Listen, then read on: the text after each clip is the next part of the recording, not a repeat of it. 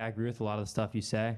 Not here to attack you. I feel like we have a lot of common ground, specifically about like how you believe in conservative values. Like you talk about the importance of the nuclear family in society and how that's the backbone of everything. That's how children are raised. And you talk about the importance of also female chastity and how both those things are very important foundations of society, correct? Yep. So on the other hand, you also preach that it's okay for men to sleep around, but you also somehow support these conservative values and the importance of a nuclear family. I don't see men sleeping around and a strong, fundamentally sound society coexisting, because in every real life example we have where men are freely sleeping around, that directly raises rates of fatherlessness, that destroys society at its core, at its roots. Children grow up without foundations and are born in poverty and almost inevitably return to poverty because of their lack of a father figure. So my question for you is, how exactly do you explain the coexistence of the importance of a nuclear family, but also on the other hand, men sleeping around is somehow empowering? No, that's a good question. That's a very good question. So before I answer this, just like, and I'm not asking you this to like insult you. I kind of want to gauge my answer based off what you tell me, so I can be the most. How many women have you slept with?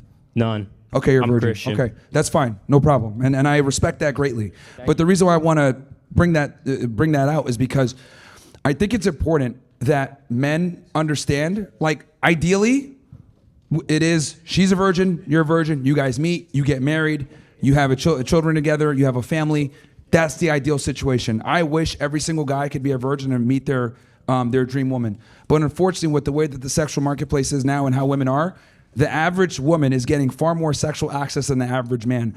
By the time a guy ends up even being able to catch up to a girl and go on a date or whatever it may be, she's gonna lap him when it comes to experience of dealing with the opposite gender. Now, the reason why this is a problem is because we live in a society now where women don't respect male authority. And not only do they not respect male authority, they're more sexually experienced to give the facade that they respect male authority when they really don't. And they can go ahead and get what they need. And my thing is, with the way marriage is set up in the West, men have everything to lose. So you work your ass off, you make a bunch of money, you create a name for yourself, etc. You go ahead and you're a virgin, you get with your wife. She's maybe sexually experienced. She doesn't like the relationship as much because maybe you're not like a former Chad that she had, or maybe you don't have enough money like the last NBA player she might have dated.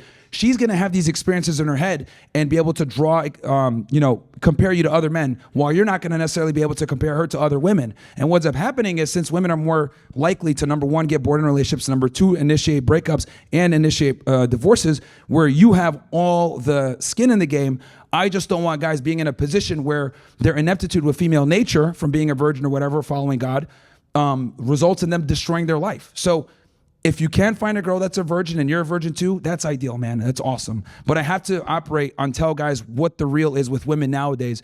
Being a virgin, operating like it's 1955 when it's really 2025, is no longer a feasible way to find a good mate, be able to identify that mate, and then put it through her paces and be able to be in a long-term relationship, because she's going to know way more than you do, and you're not going to, most importantly, you're not going to be a competent leader to her, because she's going to understand the game and you're not. And unfortunately, when you're a virgin as a guy, or if you're not sexually experienced, what's up happening is, you get with the girl, you get laid for the first time, you don't want to leave her, you don't see red flags from her behavior, and then she uses the sex to keep you in. A lot of women do this, where they make you comply to get sexual access, right? Oh, if you don't take out the trash, you're not going to get laid. If you don't mow the lawn, you're not going to do that. You're already losing, and there's so many guys that are in that position. So when I tell guys, look, I want you to make 6 figures per year, be 35 years old, have a good job, be in shape, have sex with 50 girls. I'm not saying I want you to openly be a degenerate. If you can get by with being a virgin and find that chick, great. But I just know the way women are and the way a lot of guys are, it's just not feasible in 2025.